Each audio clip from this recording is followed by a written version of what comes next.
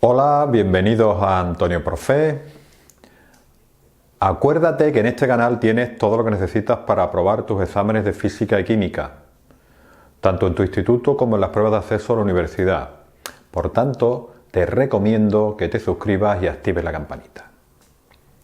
Bien, vamos a continuar con los potenciales estándar de electrodo.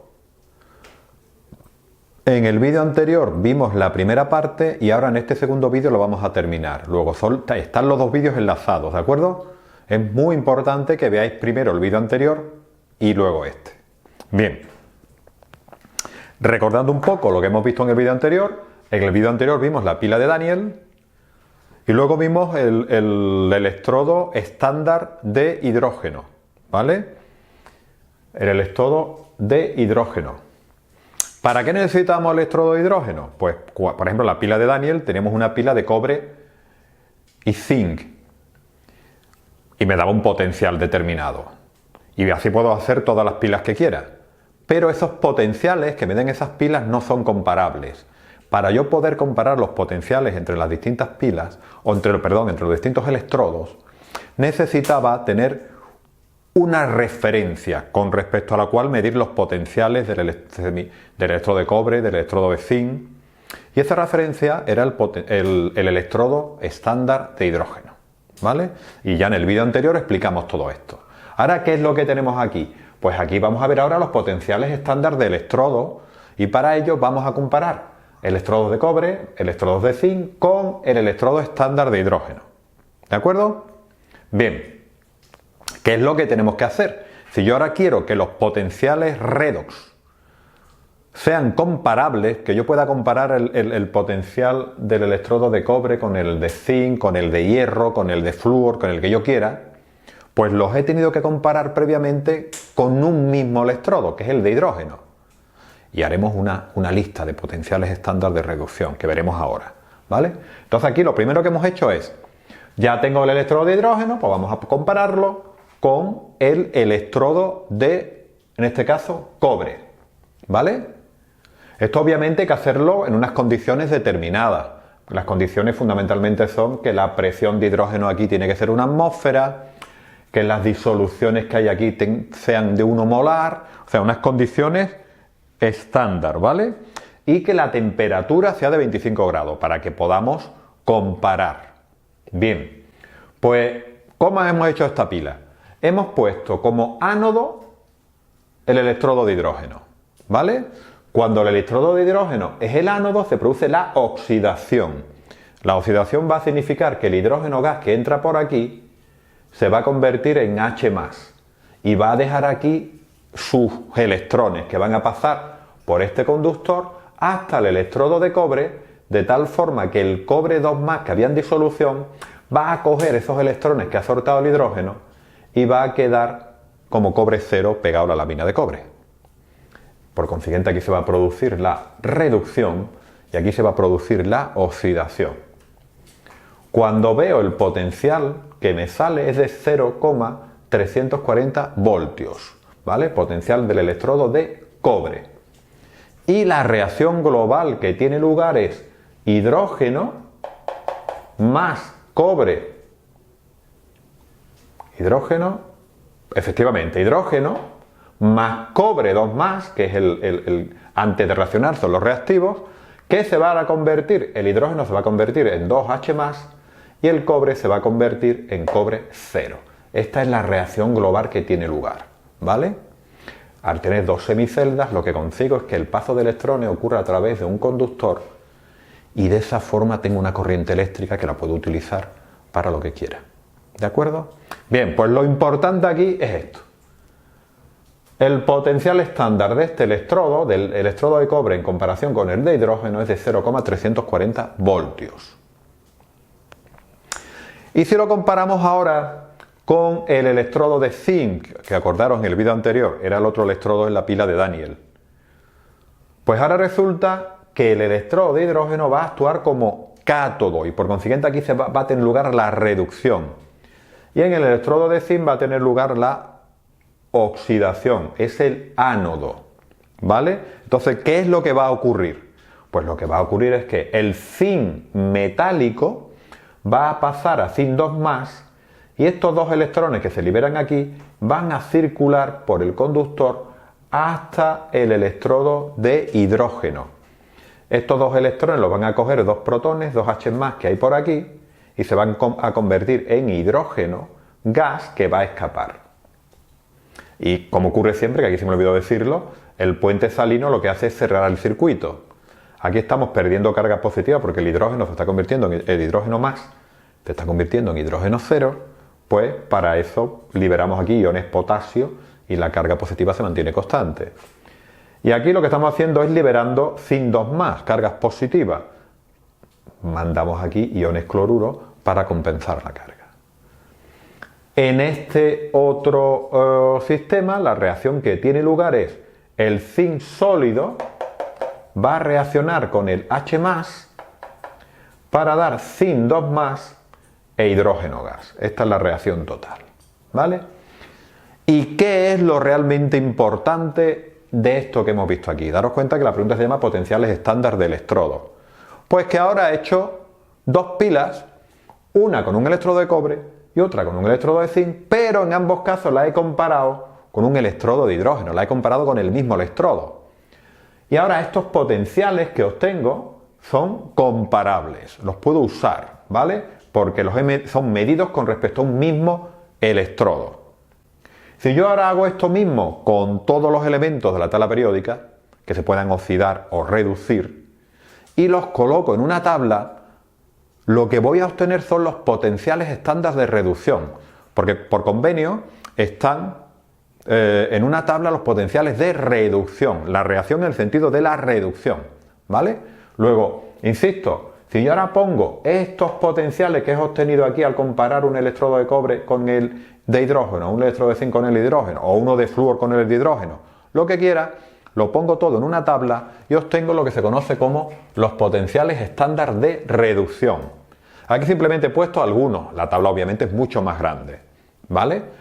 Por ejemplo, el flúor gana 2 electrones para convertirse en 2 iones fluoruros y el potencial estándar de reducción de este electrodo, aquí hemos comparado el flúor con el electrodo de hidrógeno, es de más 2,866 voltios. Otro que he puesto al azar, el cobre acuoso, cobre más, coge un electrón para cobre 0 y el potencial estándar de reducción es 0,521 voltios. Aquí tengo el electrodo de hidrógeno, que por convenio se le dio el valor de 0.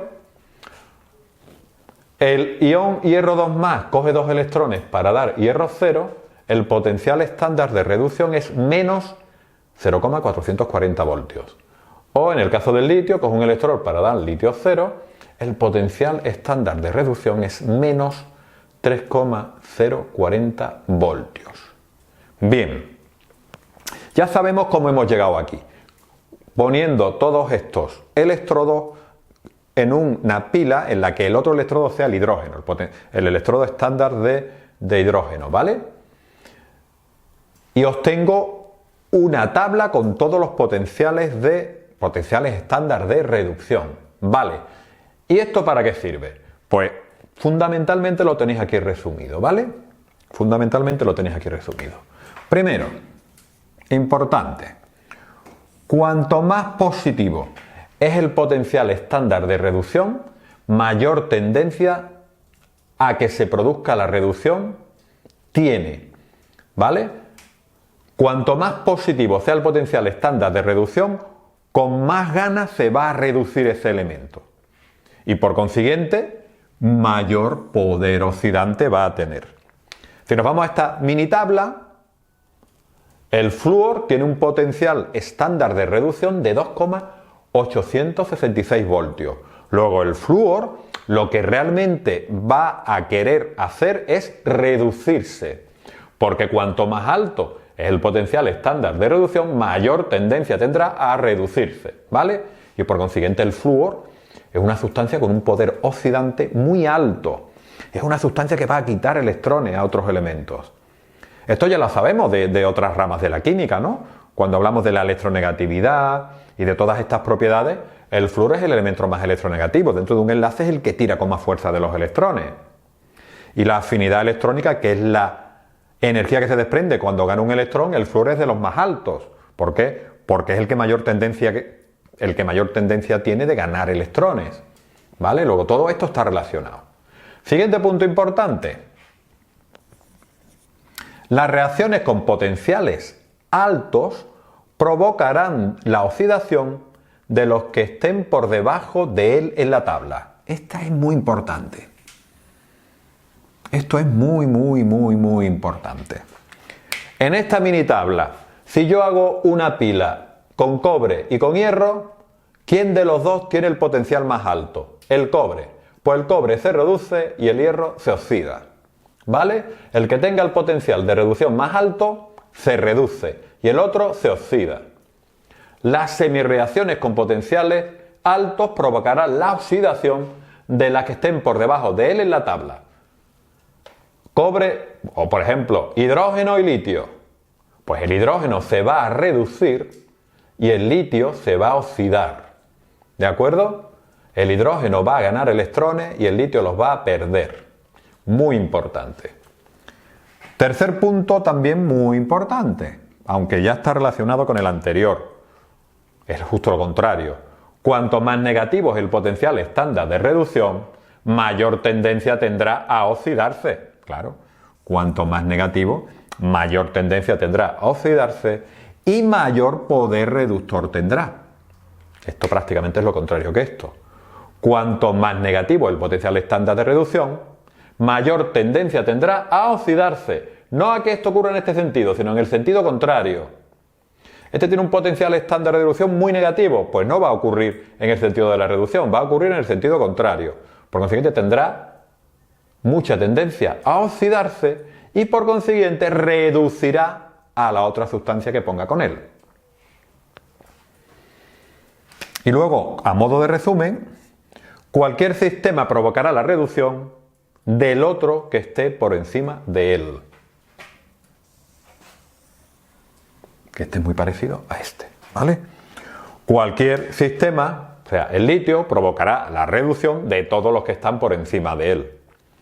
Si yo tengo un electrodo de litio y hierro, el litio se va a oxidar y el hierro se va a reducir, ¿vale?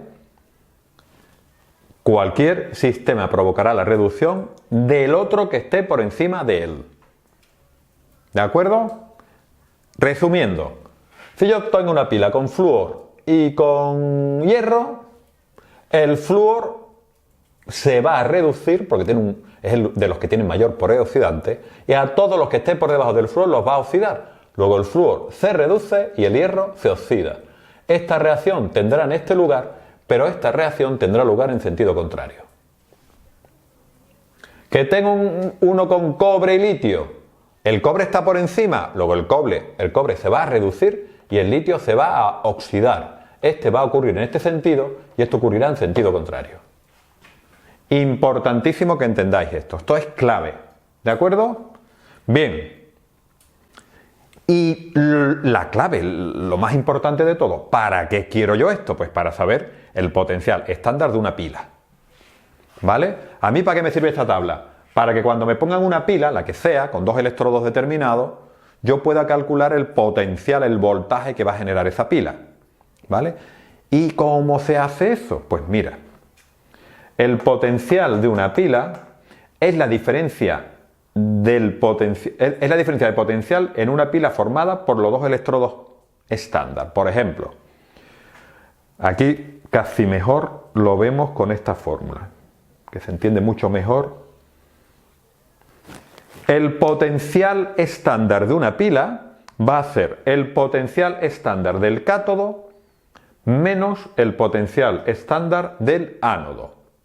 Repito, el potencial de una pila va a ser el potencial del cátodo menos el potencial del ánodo. ¿De acuerdo? Cátodo menos ánodo.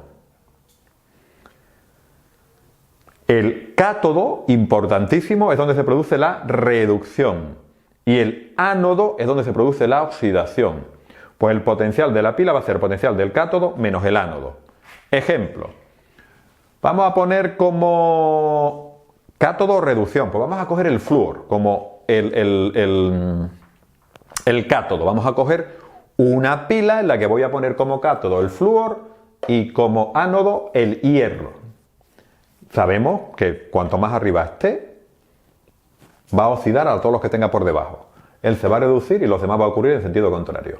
Si este es el cátodo, donde se produce la reducción, el potencial es 2,866, pues aquí pondría 2,866, menos este,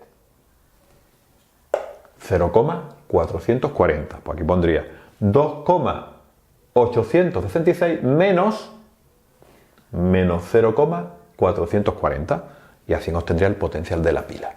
¿De acuerdo? Bien.